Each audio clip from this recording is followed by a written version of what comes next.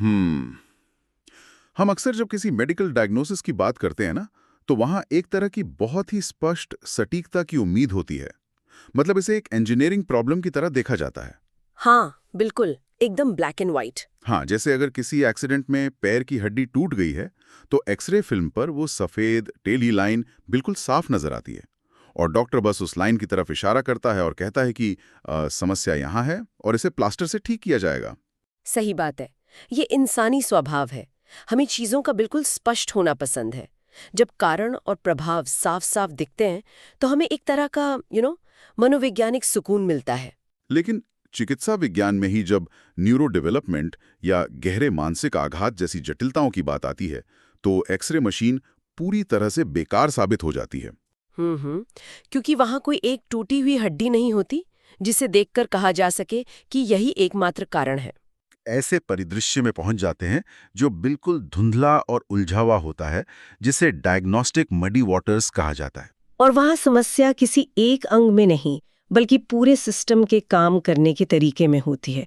और उसे समझने के लिए एक बहुत गहरे विश्लेषण की जरूरत पड़ती है। और आज के हमारे इस गहरे रणनीतिक विश्लेषण में, जिसे हम डीप डाइव कहते हैं, हम भू राजनीति और अर्थशास्त्र के ऐसे ही एक जटिल परिदृश्य में उतरने वाले हैं। यानी इंडिया 2035 की हकीकत। हाँ, हम अक्सर भारत के भविष्य को लेकर एक बहुत ही चमकदार और फील गुड कहानी सुनते हैं। हर तरफ सबसे तेजी से बढ़ती अर्थव्यवस्था के नारे गूंजते हैं। बाहर से ये नैरेटिव एक साफ एक्सरे की तरह लगता है। लेकिन आज हम इस लोक लुभावनावाद यानी पॉपुलिज्म से बाहर निकलकर कठोर व्यावहारिकता के चश्मे से इस सच्चाई को परखने वाले हैं। बिल्कुल। और इस चर्चा के लिए हमने रणनीतिकार संदीप चौहान द्वारा किए गए बेहद गहन विश्लेषणों को अपना आधार बनाया है, जिसमें दी 8 लॉज ऑफ ग्रोथ और स्ट्रेटेजिक एम्बिग्विटी जैसे उनके काम शामिल हैं। यहाँ ये स्पष्ट करना बहुत जरूरी है कि आज की हमारी इस चर्चा का उद्देश्य किसी राजनीतिक दल की आलोचना करना नहीं है। नहीं। हम लेफ्ट की बात कर रहे हैं, ना राइट की। एकदम सही कहा आपने।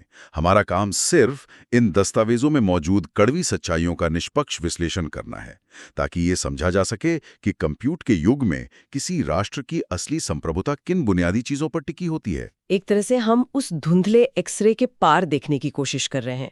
हम नारों के बजाय उस वायरिंग को देखेंगे जिस पर भविष्य खड़ा होना है। तो चलिए सबसे पहले उसी नैरेटिव से शुरुआत करते हैं जो रोज हेडलाइंस में होता है, भारत का तेजी से होता विकास।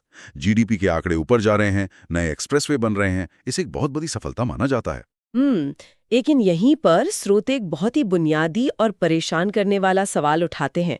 क्या ये वाकई विकास है या फिर ये महज विस्तार है? विकास और विस्तार मतलब ग्रोथ और एक्सपेंशन। हाँ, ये सवाल पूरी आर्थिक बहस की दिशा बदल देता है। संदीप चौहान की पुस्तक द 8 लॉज ऑफ ग्रोथ इसी बुनियादी अंतर पर प्रहार करती है। तो दोनों में फर्क क्या है? देखिए, विस्तार का सीधा सा मतलब है आकार का बढ़ना। आपने ज्यादा सड़कें बना दी, आपके शहरों में ज्यादा गाड़ियां आ गईं, ज्यादा फैक्ट्रियां लग गईं, ये सब विस्तार है। अच्छा। लेकिन विकास का अर्थ है उस बढ़ते हुए आकार और दबाव को बिना टूटे संभालने की क्षमता विकसित करना। मुझे यहाँ थोड़ा सा संशय है। हाँ। मैं एक उदाहरण देता हूँ। हाँ। मान लीजिए कोई कंपनी हर महीने नए शहरों में अपनी शाखाएं खोल रही है, उसका रेवेन्यू बढ़ रहा है, तो क्या वो विकास नहीं है? यही वो भ्रम है जिसे स्रोत ग्रोथ इल्यूजन कहते हैं। आपकी उसी कंपनी के उदाहरण को लेते हैं। कंपनी नई शाखाएं तो खोल रही है, लेकिन उसका जो बैकएंड सॉफ्टवेयर है वो आज भी 10 साल पुराना है। समझ गया। मतलब कागज पर तो सब बढ़िया है। बिल्कुल, कागज पर कंपनी बहुत तेजी से विस्तार कर रही है, लेकिन अंदर ही अंदर ढांचा चरमरा रहा है। एक दिन अचानक त्योहारी सीजन में बहुत सारे ग्राहक आएंगे और वो पुराना सॉफ्टवेयर क्रैश हो जाएगा और पूरा ऑपरेशंस ठप हो जाएगा। यही बात देशों पर भी लागू होती है। जब कोई राष्ट्र केवल एक्सेलरेशन यानी गति बढ़ाने पर जोर देता है और रेजोल्यूशन पर ध्यान नहीं देता, तो वह आगे चलकर केओस ट्रैप यानी अराजकता के जाल में फंस जाता है। रेजोल्यूशन से आपका मतलब समस्याओं को सुलझाना और बुनियादी ढांचे को आधुनिक बनाना है? हाँ, बिना रेजोल्यूशन के सिर्फ एक्सेलरेशन तबाही लाता है। इसका मतलब है कि हम बाहर से तो बहुत तेज दौड़ रहे हैं, लेकिन हमारी हड्डियां उस रफ्तार का बोझ नहीं सह पा रही हैं। काटना, उद्घाटन करना कैमरे पर बहुत अच्छा लगता है। हाँ, वो विजुअली बहुत अपीलिंग होता है। लेकिन भारत की स्थिति आज एक ऐसे युवा एथलीट की तरह है जिसने किसी बुजुर्ग मैराथन रनर के भारी और घिसे हुए जूते पहने हुए हैं। हम पुराने और जर्जर प्रशासनिक ढांचे पर 21वीं सदी की फर्राटा दौड़ लगाने की कोशिश कर रहे हैं। चलिए इसे थोड़ा विस्तार से समझते हैं। अगर हमारा ये प्रशासनिक ढांचा इतना ही जर्जर है, तो इसे ठीक कौन करेगा? हम तो हमेशा सोचते हैं कि कोई बहुत मजबूत चमत्कारिक नेता आएगा, एक सुपर हीरो लीडर, और वो अपनी इच्छा शक्ति से रातों रात सारी फाइलें क्लियर करवा देगा। हाँ, मतलब सिस्टम की धीमी गति को बाईपास कर देगा। क्या एक मजबूत नेतृत्व इस पुराने ढांचे को नहीं सुधार सकता? यही वो दूसरा सबसे बड़ा मिथक है जिसे ये स्रोत तोड़ते हैं। एक मसीहा या सुपर हीरो नेता की तलाश करना बहुत ही आकर्षक विचार है, क्योंकि ये हमारी जिम्मेदारी कम कर देता है। सही बात है। और राजनीतिक पार्टियां ऐसी छवि गढ़ती भी हैं। बिल्कुल, चुनाव जीतने के लिए। लेकिन कठोर रणनीतिक यथार्थवाद ये है कि ये कंप्यूटर की सदी है। इसकी जटिलताओं को कोई एक इंसान अपने दम पर नहीं संभाल सकता। मतलब कोई एक व्यक्ति एआई, ग्लोबल सप्लाई चेन और डेटा प्राइवेसी सब अकेले कैसे हैंडल करेगा? एग्जैक्टली। इन चुनौतियों से निपटने के लिए किसी एक मसीहा की नहीं, बल्कि इंस्टीट्यूशनल रीबिल्ड यानी संस्थागत पुनर्निर्माण की जरूरत है। तो जब तक हमारे न्यायपालिका, नौकरशाही और तकनीकी संस्थाएं आधुनिक नहीं हो जाती, शीर्ष पर बैठा कोई भी व्यक्ति बहुत बड़ा बदलाव नहीं ला सकता। हाँ, अगर संस्थाएं काम नहीं कर रही हैं, तो सरकारें बदलना बिल्कुल वैसा ही है जैसे किसी ऐसे घर को बाहर से नया रंग रोगन करना जिसकी नींव में दीमक लगी हो। उफ, ये तो बहुत डरावना है। और इसका देश को भारी नुकसान उठाना पड़ता है, जिसे संदीप चौहान ने स्ट्रेटेजिक टैक्स ऑफ केओस कहा है। यहाँ बात सच में बहुत दिलचस्प हो जाती है। मैं इस टैक्स वाले हिस्से को समझना चाहता हूँ। हम अक्सर टैक्स को पैसे के रूप में देखते हैं। ये अराजकता का टैक्स कैसे काम करता है? देखिए, जब अदालतों में करोड़ों मामले दशकों तक लटके रहते हैं या नया उद्योग लगाने के लिए मंजूरी लेने में सालों लग जाते हैं, तो ये कोई छोटी मोटी असुविधा नहीं है। ये एक अदृश्य टैक्स है जो हमारी ऊर्जा चूस रहा है। बिल्कुल, ये हमारी राष्ट्रीय क्षमता को आकार लेने से पहले ही निगल जाता है। कोई कंपनी जो ग्लोबल इनोवेशन कर सकती थी, वो 10 साल सिर्फ कोर्ट के चक्कर काटने में बर्बाद कर देती है।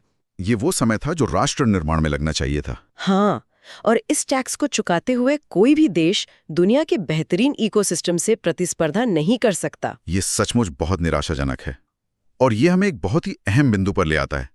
अगर घर के अंदर के सिस्टम को ठीक करना है, तो 21वीं सदी में इस घर की ईंटें और दीवारें क्या हैं? यही सबसे हैरान करने वाली बात है।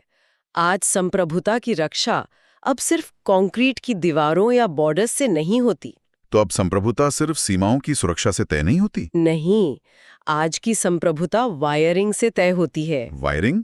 क्या इसका मतलब इंटरनेट कनेक्शन से है? इंटरनेट सिर्फ एक हिस्सा है।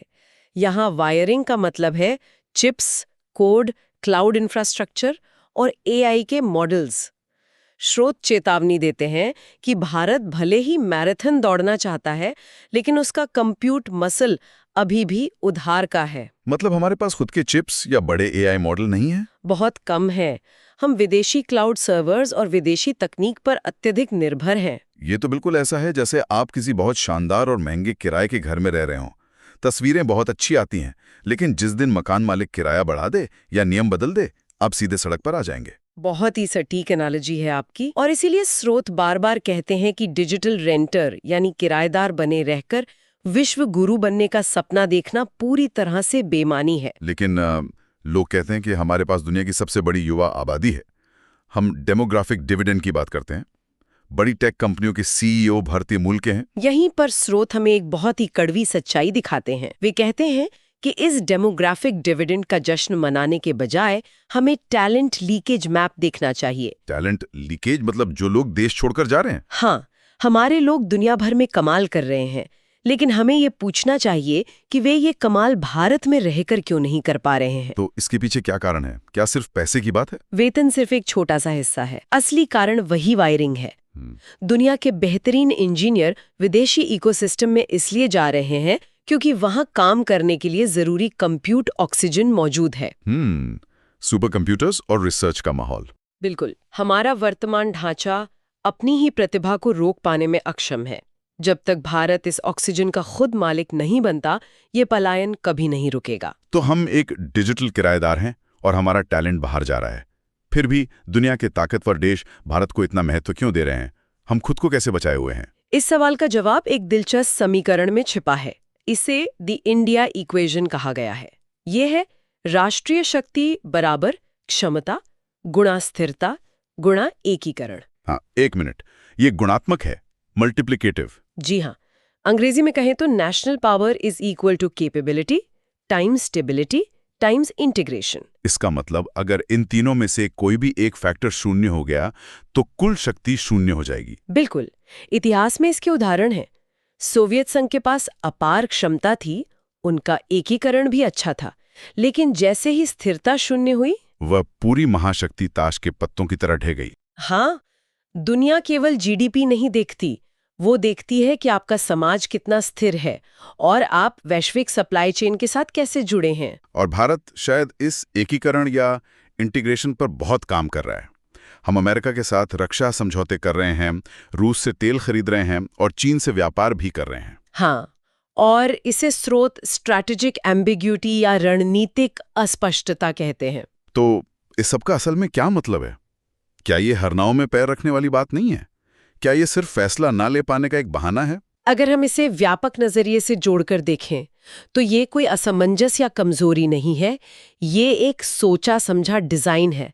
भारत एक कनेक्टर नेशन है। कनेक्टर नेशन मतलब सबके साथ जुड़ना? हाँ, पुराने जमाने में हम किसी के साथ नहीं होते थे, आज के मल्टी अलाइनमेंट में हम सबके साथ हैं।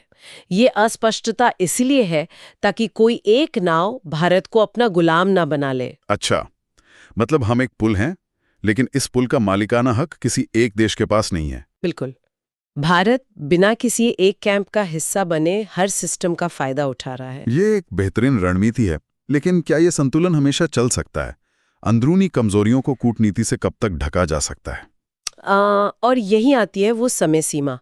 स्रोतों में एक विशेष साल का बार बार जिक्र है, 2035। 2035 ये क्या है, कोई भविष्यवाणी है? नहीं, ये इस विश्लेषण का सबसे गंभीर हिस्सा है। 2035 कोई भविष्यवाणी नहीं है, ये एक हार्ड वन वे डोर है। वन वे डोर मतलब एक तरफा दरवाजा? जी, इसका मतलब है कि एक बार ये दरवाजा बंद हो गया तो आप दोबारा उस कमरे में नहीं घुस सकते। 2035 तक एआई, नई पीढ़ी के चिप्स और ग्लोबल सप्लाई चेन के पदानुक्रम हमेशा के लिए फ्रीज हो जाएंगे। तो अमेरिका और चीन जैसे देश अगले 50 सालों के लिए अपने डिजिटल ढांचे को लॉक कर रहे हैं? बिल्कुल, और दुनिया भारत की अंदरूनी राजनीति सुलझने का इंतजार नहीं करेगी।